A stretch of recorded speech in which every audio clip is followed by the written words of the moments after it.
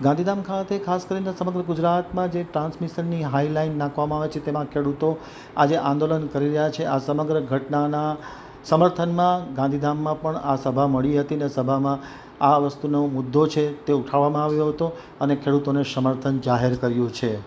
હવે જોઈએ ગાંધીધામ આમતક ન્યૂઝ બ્યુરોનો એક વિસ્તૃત અહેવાલ। ગાંધીધામમાં ગઈકાલે બળજબરીપૂર્વક નાખવામાં આવેલ ટ્રાન્સમિશનની લાઇનનો વ્યાપક વિરોધ થઈ રહ્યો છે, ત્યારે ગાંધીધામમાં પણ આયોજકો દ્વારા ખેડૂતોને સમર્થન આપવાનો નિર્ણય લેવામાં આવ્યો છે। કાર્યક્રમમાં દેવેન્દ્રસિંહ ચુડાસમા, શૈલેષ બારોટના અધ્યક્ષસ્થાને આ કાર્યક્રમ યોજાયો હતો। ગાંધીધામ આદિપુર વિસ્તારના 50થી વધુ નિવૃત્ત સિનિયર સિટીઝન, નોકરિયાત, ધંધાદારી, સામાન્ય નાગરિકો, રાહદારીઓ આ કાર્યમાં જોડાઈ અને આ પ્રયાસને બિરદાવવામાં આવ્યો હતો। માત્ર ખેડૂતોને સમર્થન કરવું એટલું નહીં, પરંતુ ગુજરાતના તમામ સામાન્ય નાગરિકો પણ આ વિચાર અને સામાજિક જવાબદારી સાથે જોડાય એવો અનુરોધ દેવેન્દ્રસિંહભાઈ અને શૈલેષભાઈ દ્વારા કરવામાં આવ્યો હતો। મોટી સંખ્યામાં લોકો ઉપસ્થિત રહ્યા હતા અને ખાસ કરીને જે ટ્રાન્સમિશનની લાઇન નાખવામાં આવે છે તેમને ખેડૂતોને વળતર નથી મળતું।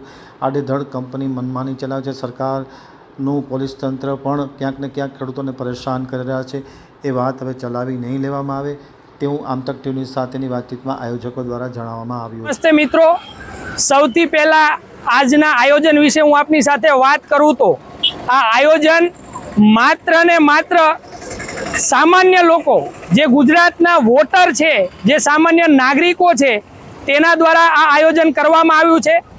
આ આયોજનનો મુખ્ય હેતુ કે જે આપણો જગતનો તાત છે, જે આપણે જય જવાન જય કિસાનના નારા લગાવીએ છીએ, પરંતુ એ ખેડૂત આજે પોતાના હક માટે, ન્યાય માટે રોડ ઉપર ખેતી મૂકી અને વલખા મારી રહ્યો છે, જ્યારે આપણે નાનપણથી લઈ આજ દિવસ સુધી એનું અન્ન ખાધું છે, તો સામાન્ય નાગરિકો તરીકે જ્યારે નોકરી અને ધંધાની વ્યસ્તતામાં આપણે ત્યાં જઈને તેઓનું સમર્થન નથી કરી શકતા, ત્યારે આજે રજાના દિવસે 2 કલાકનો સમય કાઢી અને અમે સૌ સામાન્ય નાગરિકોએ નક્કી કર્યું કે આપણે કમસે કમ આપણી જગ્યાએ ઊભા રહી અને આ ખેડૂતો જે ન્યાય માટે લડી રહ્યા છે તેઓને અમારો જાહેર ટેકો પૂરો પાડીએ।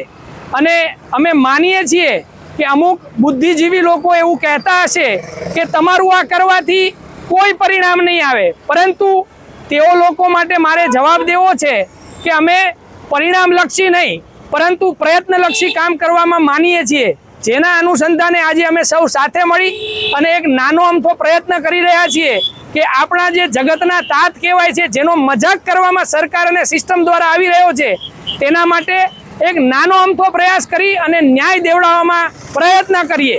જય જવાન જય કિસાન, જય જવાન જય કિસાન, જય જવાન જય કિસાન, જય હિન્દ, જય હિન્દ, જય હિન્દ, ધન્યવાદ।